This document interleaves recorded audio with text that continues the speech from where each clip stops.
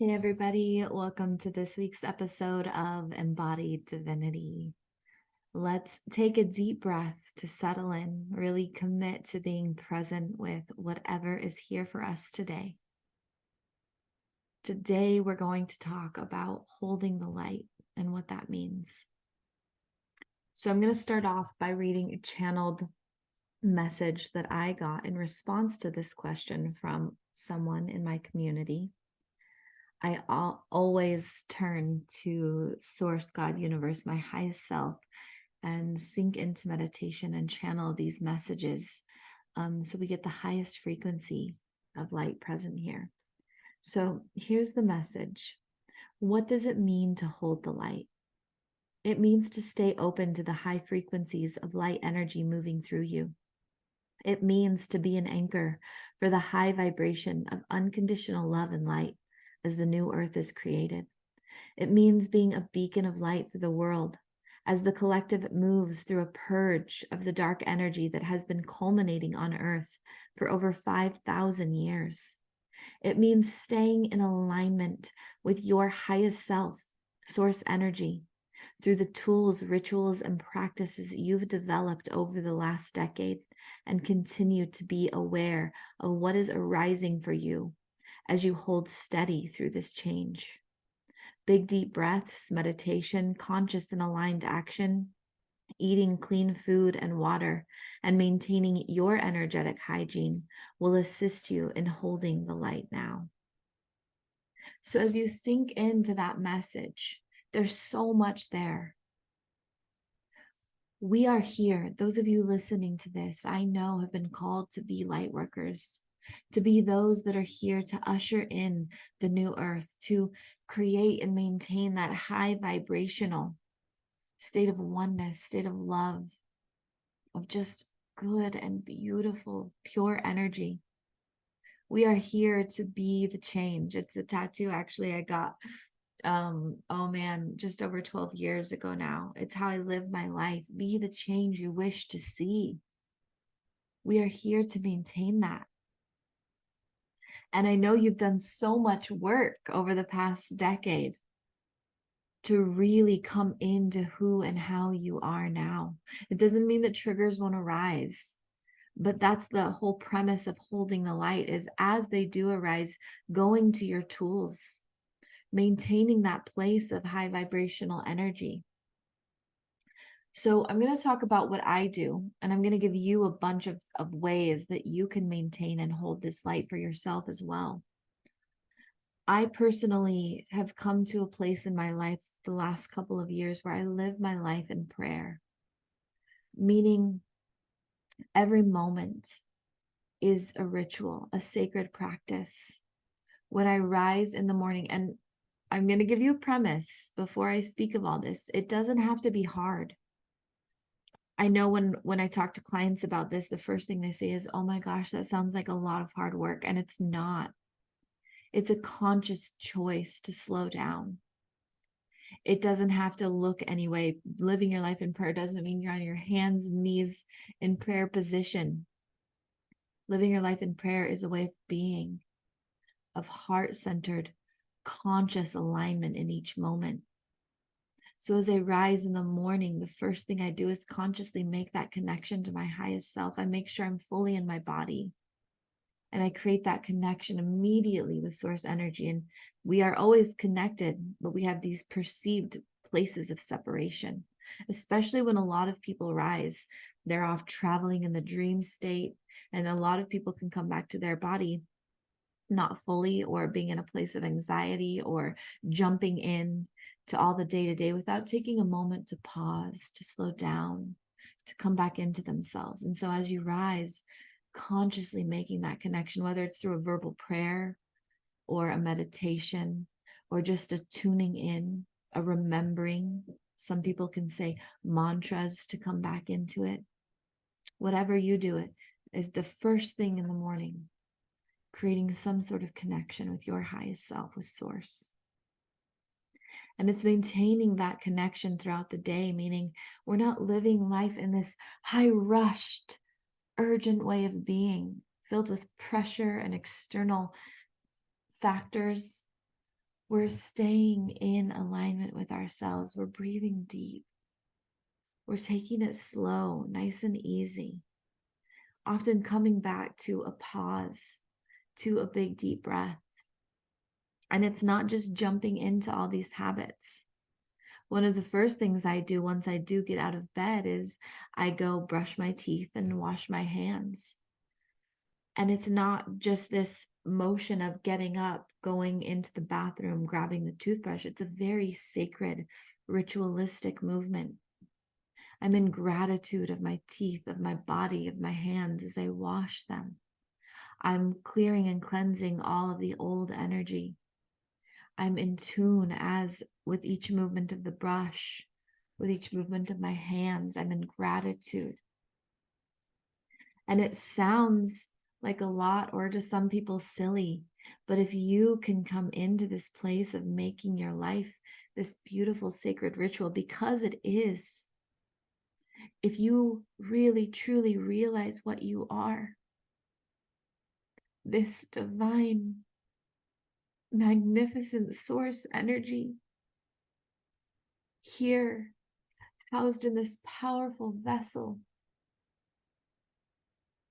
if you knew that every moment here on earth was a moment you'll never have again in any existence, even if you do have an existence in human form, you'll never have it in this body, with this mindset, with this level of consciousness, then wouldn't you want to slow down, to enjoy each moment, to be in awe of each moment, even if they're moments like brushing your teeth that you do every single day? It's remembering that you are a sacred being, that this vessel is a sacred vessel moving you through this lifetime. And as you can honor the moment by moment, it gets easier to maintain the light. A lot of times people have a hard time holding that high frequency of light, that expansion. Some people call it abundance energy, love energy, these high vibrational frequencies. It's hard to hold for some people because there's so much shit just compacted within the body, all of the old traumas, the old wounds, the old whatevers. Or there's this state of urgency and frequency of anxiety of doing the next best thing and not living in the present moment. When we can come back to ourselves again and again and again, it gets easier to maintain that light. So let's talk more about what does it even mean to hold this light? What am I even talking about? Well, right now, our world has so much chaos and destruction. There's so much hurt and pain, so many innocent lives being taken, so many that are hurting right now. And it can be so easy to move to anger at the injustice of it all, to avoid and numb out to it all. It can be so easy to run away or pretend it's not happening, but holding the light means making room in your heart, in your energetic field, to find love, to see the light in all of it. When you can maintain your anger into light and love, you make space for the darkness. We're not pushing the darkness away. We're not calling it bad. We're seeing the love that is present there, and we're opening our hearts to those that are hurting. There's a really beautiful prayer that I'm going to read to you today. I forget the actual title of it, but it's something I turn to often. And I actually have a meditation that allows you to also sink into this frequency, and I'll post it below this. But it's about encompassing the whole world in light and love, by expanding yourself to be able to hold that frequency. Some people can hold that frequency for just themselves, and that's a great place to start.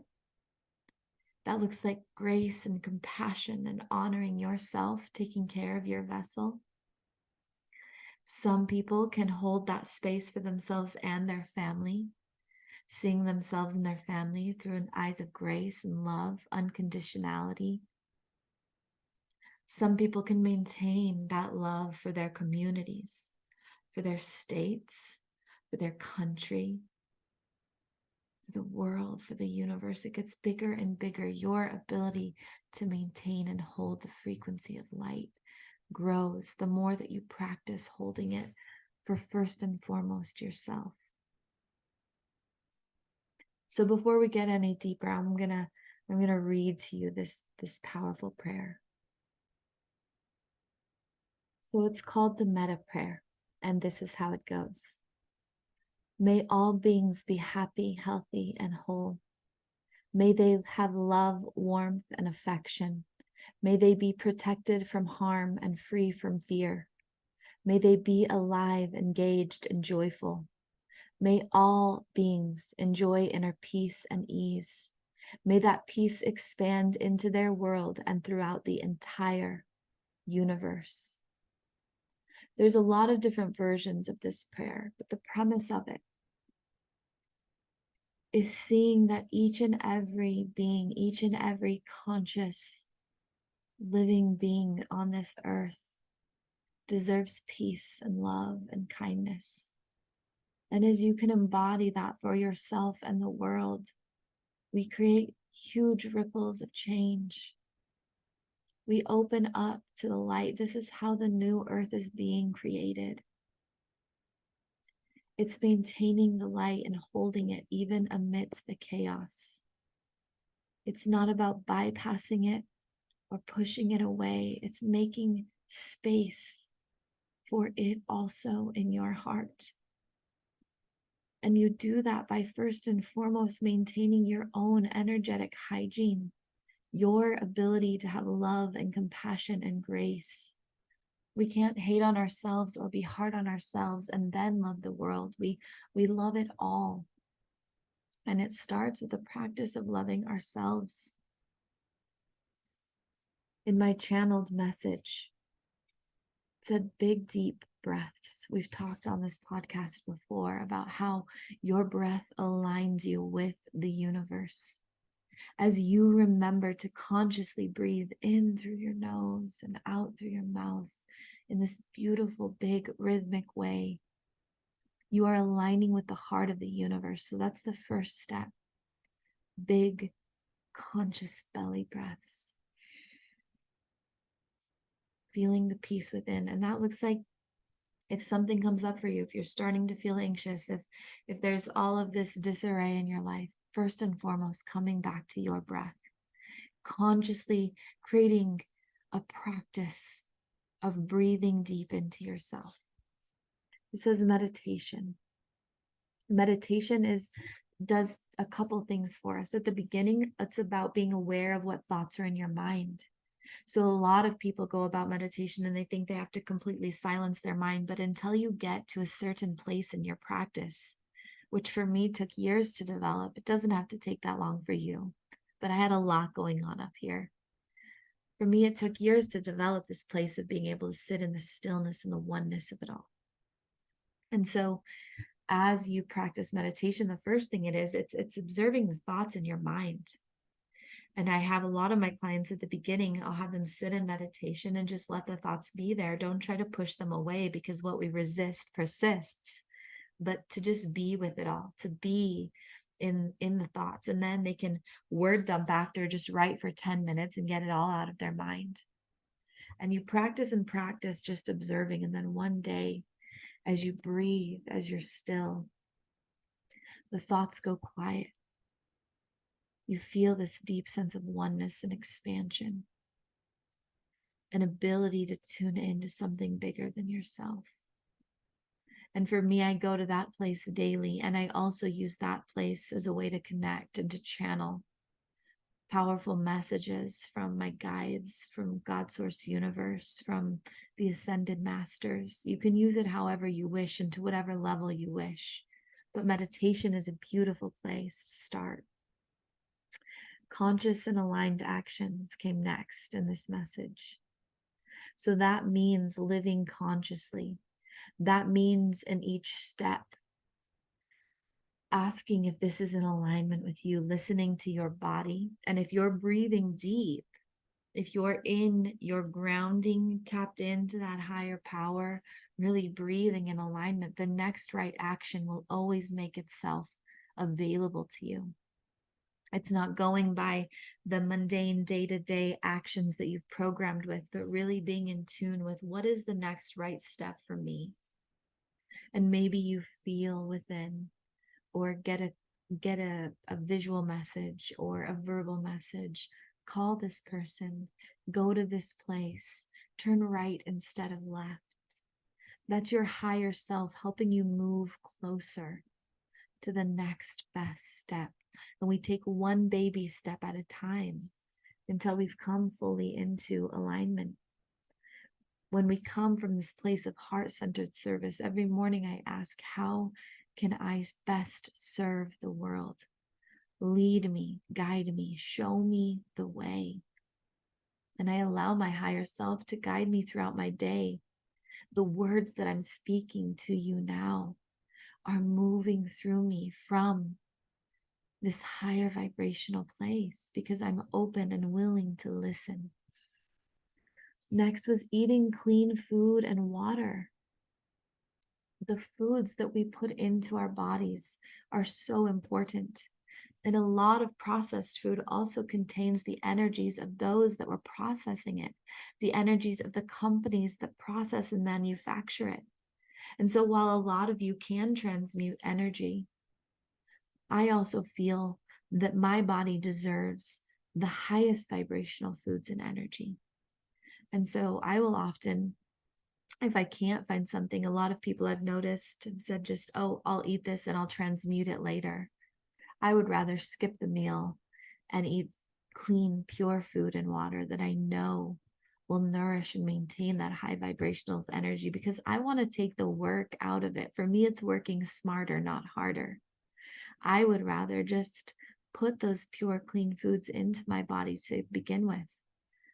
I pray over my food and my water, blessing it, thanking it, bringing that high vibrational energy into it. And remember, you don't have to go as far as me. There's no comparison here. This is what's right and true for me. You can find your way to alignment in whatever way is best for you. I'm simply speaking the way that I've been able to do this. And as you're listening, things might come up for you. It might feel really good to start praying over your food, or it might feel really good to start eating cleaner, or it might feel really good to start meditation. Whatever is feeling good for you is what is for you. And then the last one was maintaining your energetic hygiene. This looks like really caring for your high energy levels. You can maintain it by doing all the things mentioned before, the breath, the meditation, the conscious actions, the eating clean and drinking clean. But you can also do it by creating boundaries, by discerning what energy is not serving you, by maintaining clean thoughts about other people. That means if your friend is venting to you, holding space for it. But the moment she stops venting, just seeing her in love, not holding her to anything she said. If you hear or see something about another person that maybe creates judgment in you, instead it's about coming to noticing that and returning to a place of love. Now you can still discern whether a boundary needs to be set, whether distance needs to be created, but we're not holding that energy of judgment or condemning. We're coming back to that clean, high vibrational energy of love. It's the same thing for situations, opportunities, experiences. We see them for what they are. We allow ourselves to feel what arises. And the moment that we've felt and processed what arises, we return to a place of love. It looks like saging your home. It looks like cleaning your body. I love taking a shower right before bed every night. really cleaning and purifying, getting rid of all of that energy, not bringing it into my bed with me. I sage my house often, especially after there are visitors, but at least once a month. Keeping my car, my home, my body clean allow me to really be in that higher vibrational sense of energy. You can sage or send healing light to your different social media profiles and put shields of protection around them so you're not connected to them all day. You can call back your energy. You can put a zip up of protection around your body. I have a lot of clients do this when they're just locking out. It looks like putting a zipper up and over and down 3 times and creating this really beautiful shield of protection around you. Whatever you can do to maintain your connection with self and those higher levels of energy within will make this all easier. Remember, you don't need to do all of these things. Just do what's right for you and take some small baby step each and every day that brings you to that higher place of alignment, where you can expand your ability to hold love and light for this world, for yourself. This is how we create the new earth. This is how we make a ripple of light and love across humanity, how we heal the world. It's a really powerful and sacred practice, and you deserve to give that to yourself. So breathe deep. Take what actions feel aligned next. Feel free to let me know what comes up for you. And if you desire a guide through this work, my Embodied Divinity mentorship is the perfect place to start. We go from the ground up, really excavating all that doesn't serve you, tuning into those core beliefs, the things that create separation and judgment within you for yourself or others.